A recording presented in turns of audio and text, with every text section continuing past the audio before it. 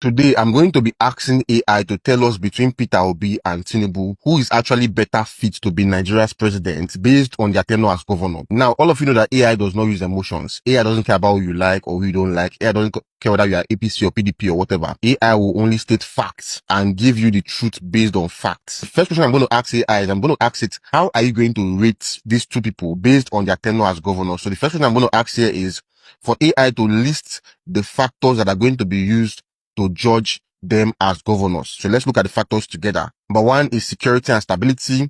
Number two is infrastructure development. Number three is education. 4, healthcare. 5, job creation and youth empowerment. Economic growth and IGR. Welfare and civil service reform. Transparency and governance. Agriculture and rural development. Industrialization. Environment and climate resilience. Legacy projects. Public perception and popularity, responsiveness to emergencies, and lastly, implementation of campaign promises. 15 factors. Let's start with factor 1, security and stability. Tinubu set up SSRO, improved policing, but urban crime and area boys remained a major issue. Peter Obi tackled political violence, ended Godfather control, and reduced insecurity over time. Peter Obi had a greater turnaround from chaos to order, so Peter Obi wins factor number 1. Let's go to factor number 2. So factor number 2 is infrastructure development, right? Tinubu Lagos initiated major road and drainage projects, upgraded Oshodi, and laid groundwork for BRT system, focused on urban renewal and slum clearance. Obi focused on rural road, built over 800 kilometers of road across the LGAs, emphasized access rather than urban showpieces. Tinubu wins factor number 2. So factor number 3 is education. Now, Tinubu rehabilitated schools, introduced free education, but faced issues with overcrowding and quality. Obi in Anambra State returned mission schools to churches, increased WAEC performance, and provide buses, generators, and computers to school. Peter Obi wins number 3, measurable improvement in quality and outcome. Now, factor number 4 is healthcare. Tinubu upgraded general hospitals, expanded primary healthcare centers, but struggled with overcrowding and funding.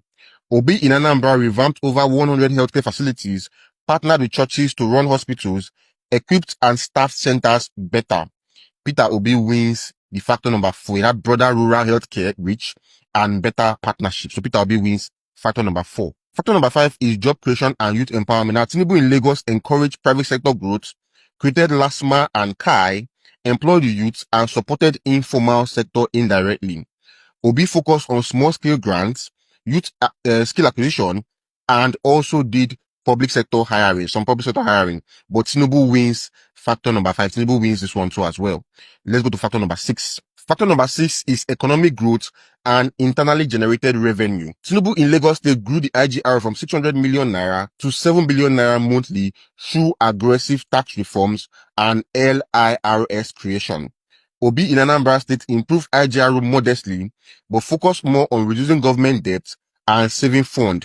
Tinubu wins this particular one. Tinubu wins in the factor number 6. Factor number 7, welfare and civil service reform. Tinubu in Lagos State reformed the civil service structure, digitized some processes, and had tensions with federal authorities over allocation.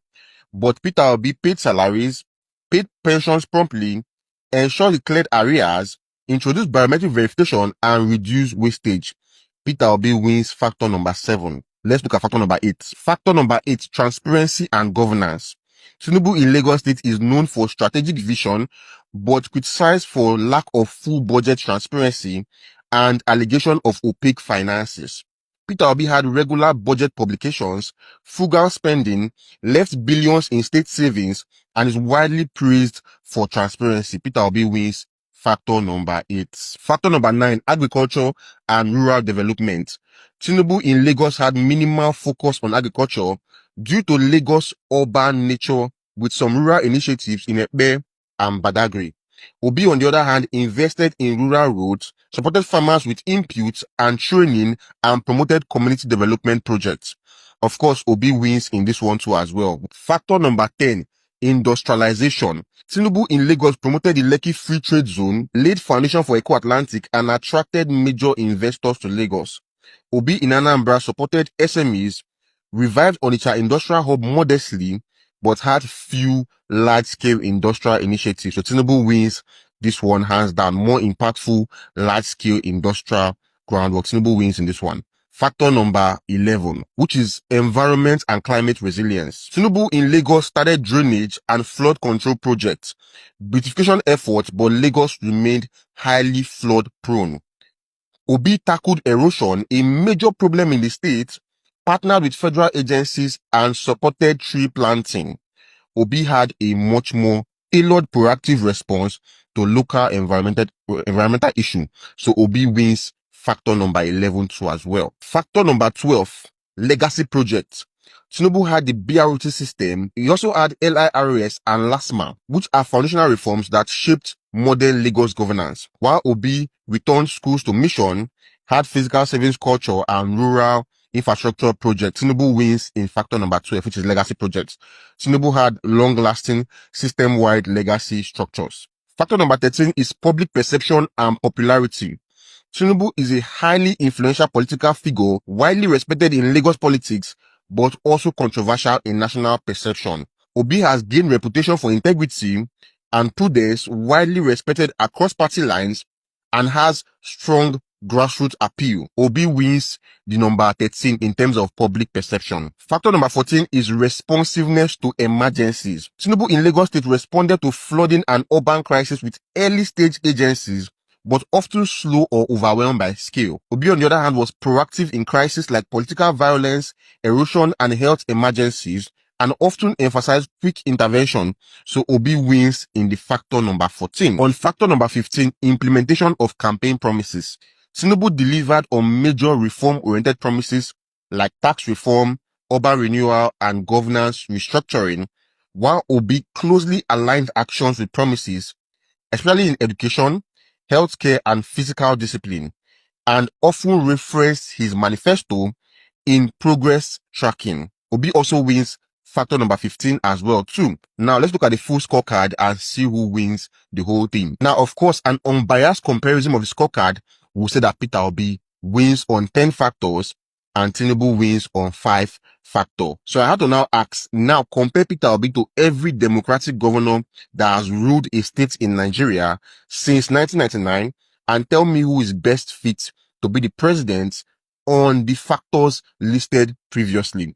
So that's the last question I asked. So I asked that question and then it gave me this particular answer. So I'm comparing Peter Obi to every other governor that has ruled Nigeria, every other state, and this is what it gave to me. So let's look at the answer. It's solely based on their record as state governors measured against the 15 factors we use, excluding natural resources and advantage.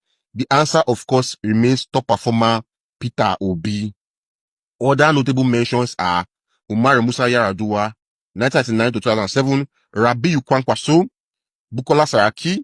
These are very sound men. They are very, very sound men. So other people that they are saying that are as good as Peter Obi are these ones too as well. And Babatunde Fashola. But by head-to-head comparison, Peter Obi still beats all of them, right? But these are also very sound men. We respect them a lot. Rabiu Kwankwaso, Bukola Saraki, and Yar'Adua, and of course, Babatunde Fashola. They are very, very sound, good, and amazing men as well too.